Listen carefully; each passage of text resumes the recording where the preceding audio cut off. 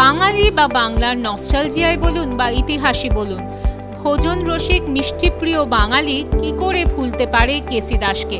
নামটাই যথেষ্ট। আমরা সঙ্গে পেয়েছি সংস্থার কর্ণধার শ্রী ধীমান দাসকে।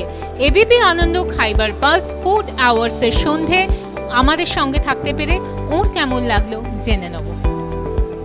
সবাইকে অনেক ধন্যবাদ, নমস্কার জানাচ্ছি।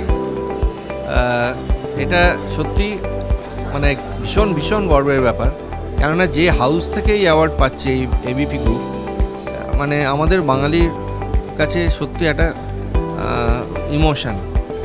এবং আমি এর আগেও বলেছি বা আমি মনে করি অনেক ফুড অ্যাওয়ার্ডস হয়, অনেক জায়গায় আমরা পেয়ে থাকি, কিন্তু এই এবিপি আনন্দর খাইবার পাস আমাদের কাছে ফুড ইন্ডাস্ট্রির কাছে কিন্তু ঠিক অস্কার পাওয়ার মতো, মানে এতটাই গর্বের।